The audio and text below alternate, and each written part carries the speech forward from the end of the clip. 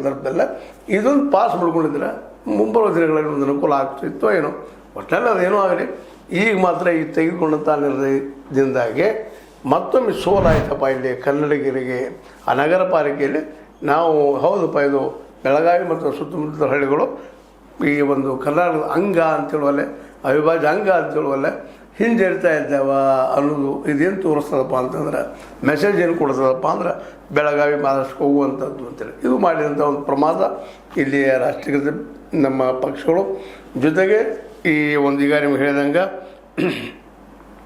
ಈ AIM ವಿಶೇಷ Muslim ಲೀಗ್ದವ್ರದ್ದು ಇವರು ಸಹಿತ ಈ ರೀತಿ ನಿರ್ಧಾರ ಮಾಡಿದ್ದು. ಅದು ಕೆಲವು ಪಕ್ಷದವರು ಕನ್ನಡದಿಂದ ಮತ ಪಡ್ಕೊಂಡ್ಬಂದಂಥವ್ರು ಇದ್ದಾರೆ, ಅವರು ಸಹಿತ ಕನ್ನಡ ಪರವಾಗಿ ನಿಲ್ಲದಿದ್ದರಿಂದಾಗಿ ಇದು ಮುಂದಿನ ದಿನದಲ್ಲೇ ಮತ್ತೊಂದು ಸಂಘರ್ಷಕ್ಕೆ ಮತ್ತೊಂದು ಹೋರಾಟಕ್ಕೆ ಹಾದಿನೂ ಆಗ್ಬೋದು.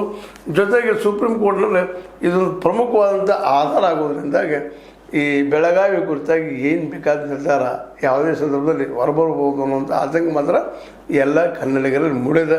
ನಮ್ಮ ಕನ್ನಡದ ವಿಶೇಷವಾಗಿ ಕನ್ನಡದಲ್ಲಿದ್ದಂಥ ಕನ್ನಡ ಪರ ಇದ್ದಂಥ ನಮ್ಮ ಇಲ್ಲಿಯ ಏನಪ್ಪ ಮೆಂಬರ್ಗಳ ಸದಸ್ಯರು ಇದನ್ನು ಈ ನೆಲೆಯಲ್ಲಿ ವಿರೋಧ ಮಾಡಿದ್ದಂತೆ ಸತ್ಯದ. ಹೌದು ನಮ್ಮ ಭಾಗ ಅಂತ ಅನ್ಕೋಬೇಕಂತ ಹೇಳ್ಬೇಕಂತೇಳಿ ಸತ್ಯದ. ಆದರೆ ಮರಾಠಿ ಪ್ರಭಾವಿತ ಈ ಏರಿಯಾದಿಂದ ಆಯ್ಕೆಯಾಗಿ ಬಂದಂತಹ ಜನ ಯಾಕೋ ಏನೋ ಹಿಂಜರಿತಾ ಇದ್ದಾರೆ. ಇದರಿಂದಾಗಿ ಮತ್ತೊಮ್ಮೆ ಈ ಗಡಿ ಸಂಘರ್ಷ ಉಗ್ರೂಪ ತಾಳಬಹುದಾ ಅನ್ನುವಂಥ ಮಾತಿದ್ದರೂ ಇವತ್ತಂತ ಎಲ್ಲರೂ ತಿಳುವಳಿಕೆ ಬಂದದ. ಒಂದು ರೀತಿಯಿಂದ ಮಹಾರಾಷ್ಟ್ರ ಸಹಿತ ತಿಳ್ಕೊಬೇಕಾಗ್ಯದ. ಬಟ್ ಅನಗತ್ಯ ಅಲ್ಲಿ ಸಮಸ್ಯೆಗಳೇನು ಬಂದಾಗ ಈ ಮಹಾರಾಷ್ಟ್ರ ಏಕೀಕರಣ ಮಂದಿಯಿಂದ ಇಲ್ಲಿ ಒಂದಿಷ್ಟು ಗದ್ದಲ ಹಿಡಿಸೋದು ಕೆಲಸವನ್ನು ಆ ಮಹಾರಾಷ್ಟ್ರದ ರಾಜಕಾರಣಿಗಳು ಮಾಡ್ತಾ ಇರ್ತಾರೆ.